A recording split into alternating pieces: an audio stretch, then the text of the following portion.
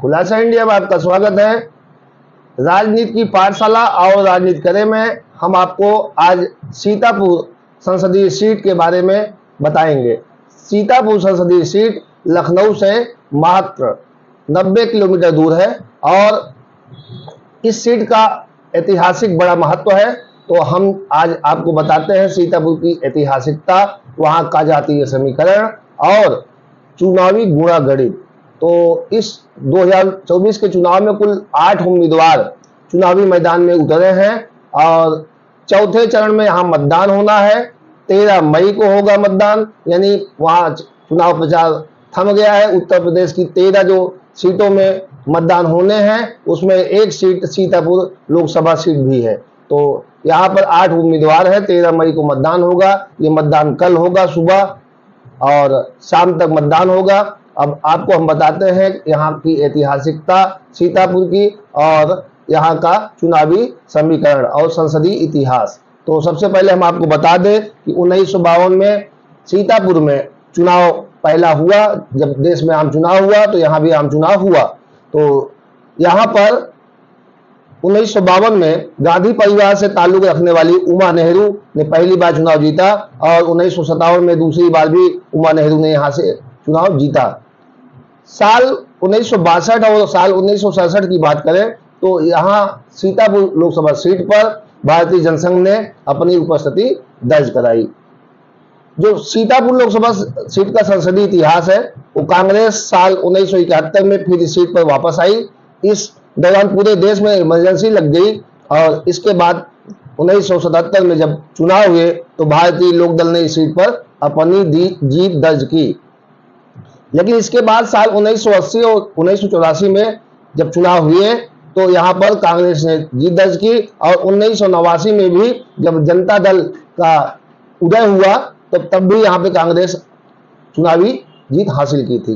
लेकिन साल 1991 में इस सीट पर बीजेपी ने सीट जीत ली और चूंकि अयोध्या में राम मंदिर का बड़ा ही जोर शोर से वहां पर पूरे प्रदेश में हो हल्ला हुआ और राम मंदिर के नाम पर 1991 के चुनाव में भारतीय जनता पार्टी ने लोकसभा सीट पर पहली बार सीतापुर में अपना कब्जा जमाया। तो हम आपको बताया कि सीट पर 1991 में भाजपा ने अपना कब्जा जमाया। फिर 1996 में समाजवादी पार्टी और 1998 में फिर से बीजेपी यहाँ पे चुनाव जीती।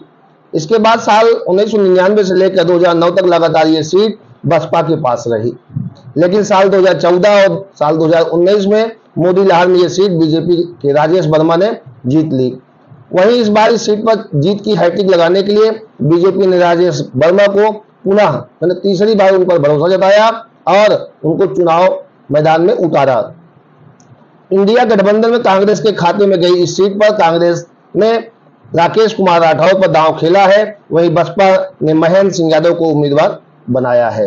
तो सीतापुर की बात जब भी जहन में आती है तो वहां की ऐतिहासिक और पौराणिक कथा भी जहन में आती है। तो यह जिला ऐतिहासिक और पौराणिक रूप से बहुत अहम है।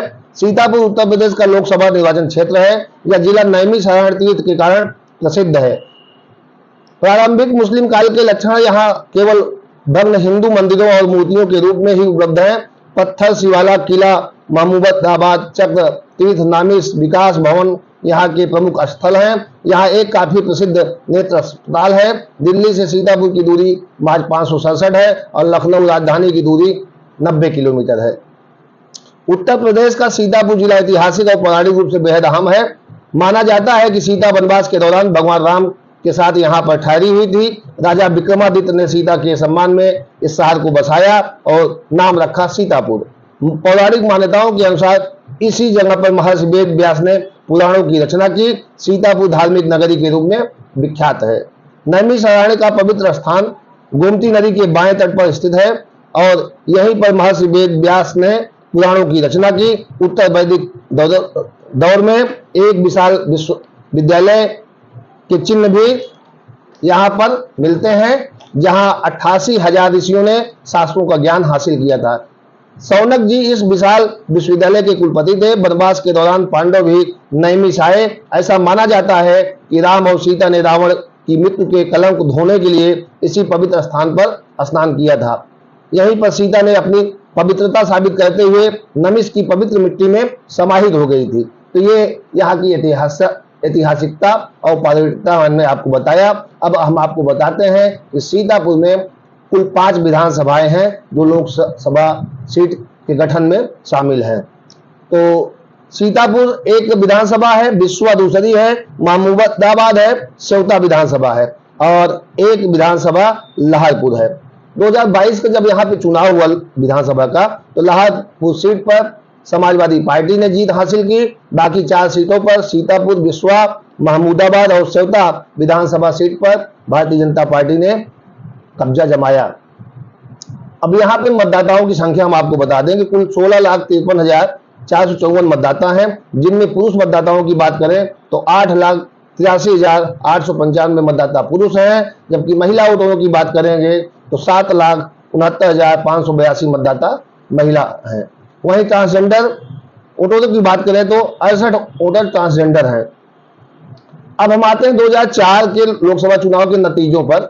तो एक नजर इस पे दौड़ाएं और आपको बताएं कि कौन यहां पर जीता और कौन हारा, किसकी क्या पोजीशन रही। लोकसभा 2004 में सीतापुर लोकसभा सीट पर बसपा के सिंबल पर चुनाव लड़ रहे राजेश वर्मा ने चुनाव जीता।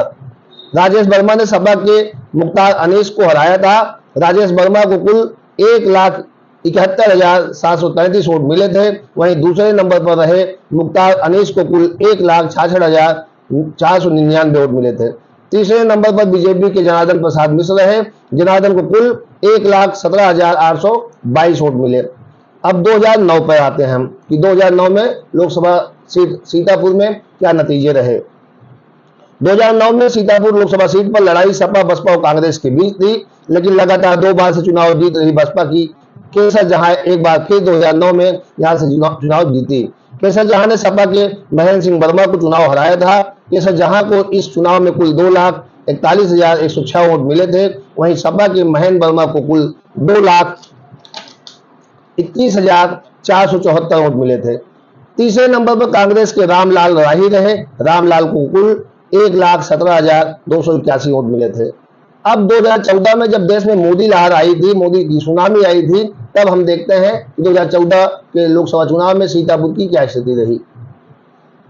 2014 में लोकसभा चुनाव में बीजेपी ने राजेश वर्मा को अपना उम्मीदवार बनाया, जबकि ये बसपा इस सीट पर चुनाव जीती थी। बसपा लगातार 3 बार यहां से चुनाव जीत दर्ज कर चुकी थी। बीजेपी के राजेश वर्मा को कुल 4,17,546 वोट मिले थे, जबकि बसपा से चुनाव लड़ रही केसर जहां को 3,66,519 वोट मिले थे। वहीं तीसरे नंबर पर सपा के भरत त्रिपाठी रहे। भरत को 1,56,170 वोट मिले थे। तो इस तरीके से राजेश वर्मा दूसरी बार लोकसभा सीट पर सीतापुर से सांसद निर्वाचित हुए। अब आते हैं 2019 पर। 2019 के लोकसभा चुनाव में राजेश वर्मा को पुनः भाजपा ने अपना उम्मीदवार बनाया और राजेश वर्मा 2019 में 5,14,528 वोट हासिल कर दूसरी बार जीत का परचम लहराया। वहीं बसपा के नकुल दुबे को 4,13,695 वोट हासिल हुए और वो दूसरे स्थान पर रहे। तीसरे नंबर पर कांग्रेस के कैसर जहां रही। कैसर जहां को कुल 96,018 वोट ही मिले थे और वो तीसरे नंबर पर उन्हें संतोष करना पड़ा।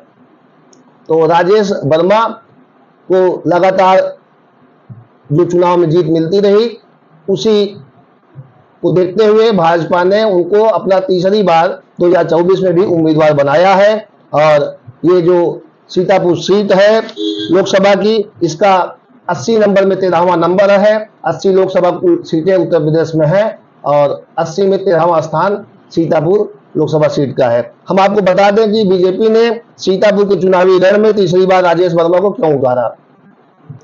सीतापुर लोकसभा सीट का अधिकतर हिस्सा ग्रामीण है। इस सीट पर करीब 16 लाख से अधिक वोटर्स हैं। इनमें से 81% वोटर ग्रामीण हैं, जबकि शहरी एरिया मात्र 19% ही है। अगर जातीय समीकरणों की बात करें तो इस सीट पर करीब 27% दलित वोटर हैं।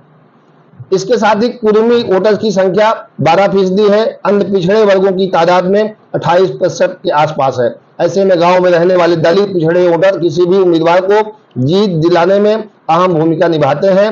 भाजपा ने इसी समीकरण के मद्देनजर राजेश वर्मा को तीसरी बार दांव चला है। कांग्रेस से राजेश कुमार राठौर तो बसपा से महेंद्र सिंह यादव चुनावी मैदान में है।